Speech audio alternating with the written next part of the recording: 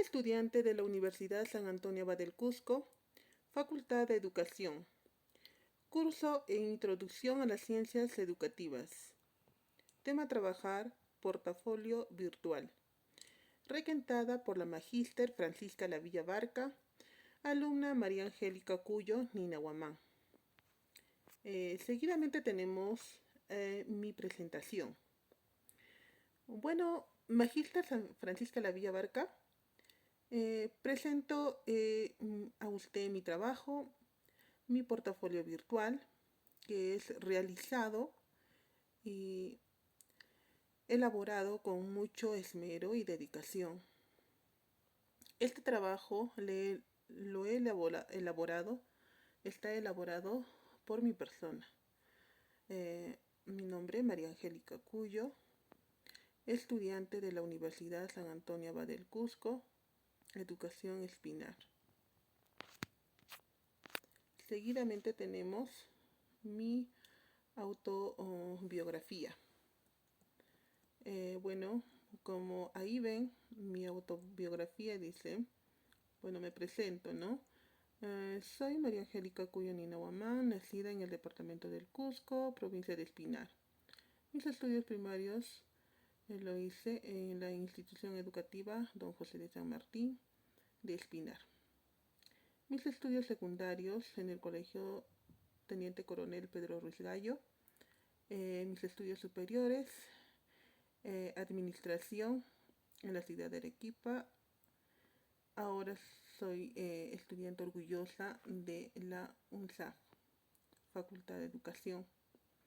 Seguidamente tenemos abajo nos dice, bueno, soy una persona con muchas metas. Mis metas a seguir, bueno, tengo muchas metas, ¿no?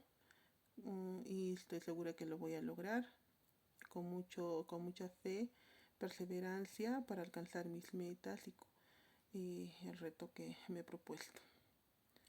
1. Terminar la universidad. Mis metas, ser una docente con muchos logros, enseñando y educando a niños para inculcar, ¿no?, que sea un estudiante a largo plazo, futuros profesionales.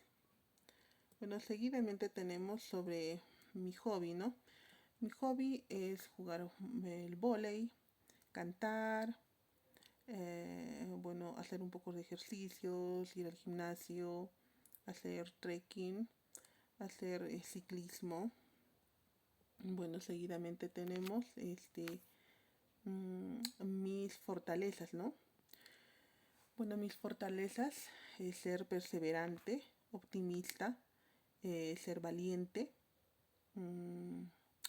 ser íntegra, honesta y con mucha fe. Bueno, seguidamente tengo sobre el sílabo, ¿no?, del curso. Como ahí vemos, tenemos el sílabo, nos dice en el primero, la educación a través del tiempo. Segundo, la educación. Tercero, la educación en el tercer milenio. Cuarto, desafíos de la educación en el siglo XXI. Seguidamente tenemos modelos pedagógicos, ciencia descriptiva, ciencia nativa, y todo ello, ¿no? Bueno, seguidamente tenemos sobre la primera unidad, tenemos ahí en nuestra línea de tiempo. La línea de tiempo, historia del Perú, ¿no?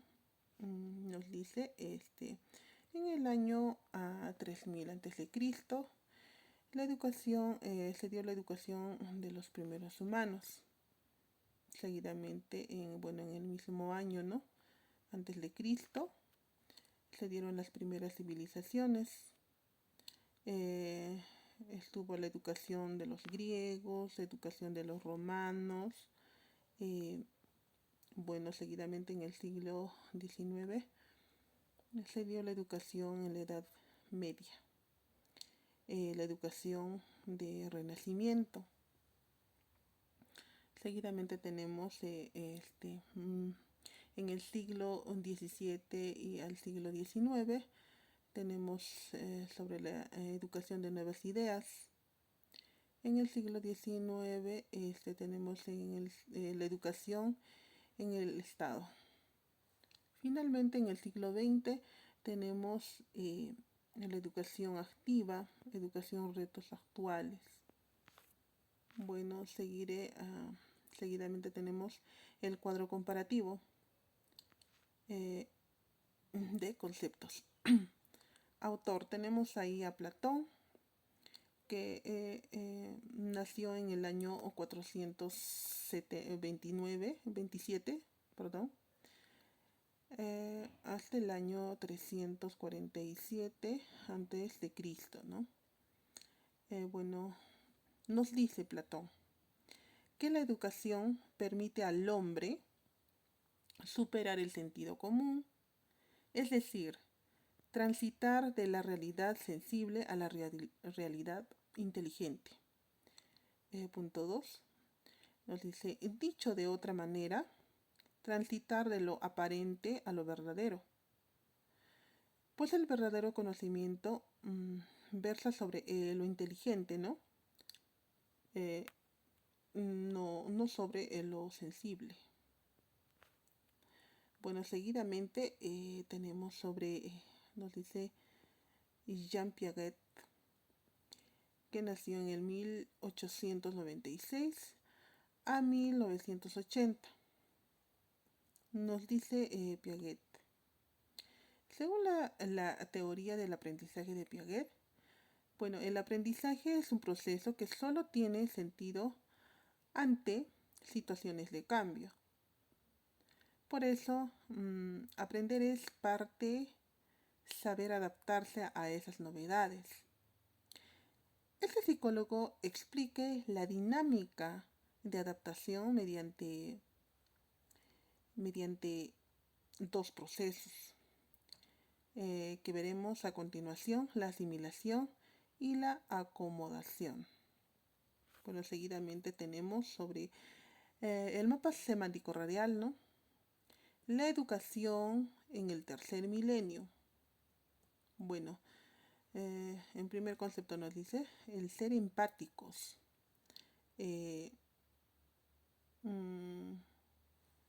Seguidamente nos dice ser críticos e independientes. Seguidamente, saber afrontar a los graves problemas de nuestro entorno, ¿no? Del mundo. Seguidamente, competitividad de activos. Seguidamente tenemos el tener ética profesional. Y finalmente tenemos el saber enfrentarse a los avances tecnológicos, ¿no?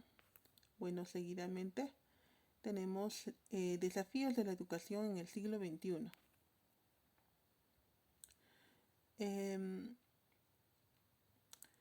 Empezamos. Nos dice, ¿no? La educación en un mundo contemporáneo es un desafío tremendo. Bueno, los cambios que se dan son tan rápidos que ya no podemos seguir, educando, ¿no? Con las cosas que sabemos, ya que la tecnología avanzó.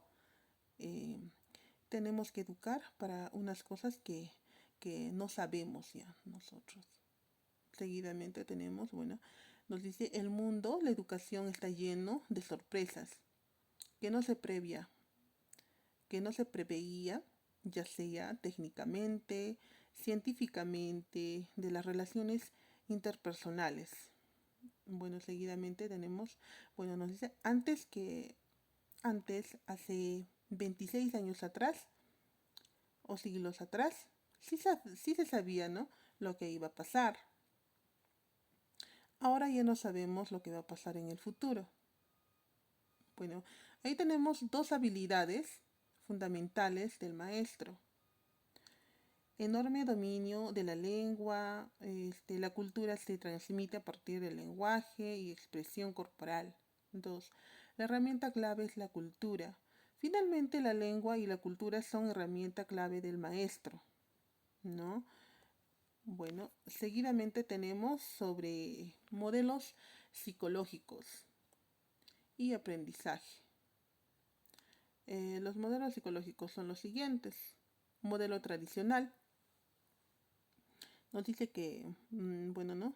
Transmitir un conjunto de conocimientos del docente al alumno, ¿no? Elección donde el docente explica y los alumnos escuchan y toman anotaciones. Bueno, se basa en el desarrollo ético y moral. Modelo conductista. Son transmisión de saberes, el rol de alumnos es pasivo, se basa en el paradigma conductista, en lo vertiente operante. Los procesos técnicos son y las destrezas suelen ser bien aprendidos, ¿no? Seguidamente tenemos modelo romántico. Bueno, modelo romántico, naturalista, experiencial. Ideología que pretende tener en cuenta la educación como parte programada y activa del aprendizaje y centralizado en el mundo interior. El desarrollo de los menores debe ser natural, espontáneo y libre. Bueno, seguidamente tenemos el modelo desarrollista. El modelo desarrollista nos dice, ¿no? Su principal objetivo no es de cumplir con el currículo, sino construir y formar al sujeto de tal manera que adquiera habilidades cognitivas suficientes para ser autónomo, ¿no? Independiente y capaz de aprender por sí mismo. Finalmente tenemos el modelo educacional constructivista. Con mayor utilización y adaptación, nos dice, ¿no? Tiene en la habilidad, centra su atención en el alumno.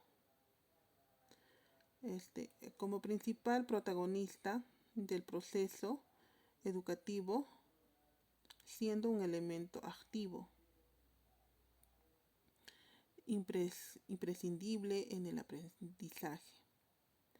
Bueno, se busca que el alumno pueda construir de manera progresiva a base de la orientación del docente. Seguidamente tenemos el círculo concéntrico, ¿no?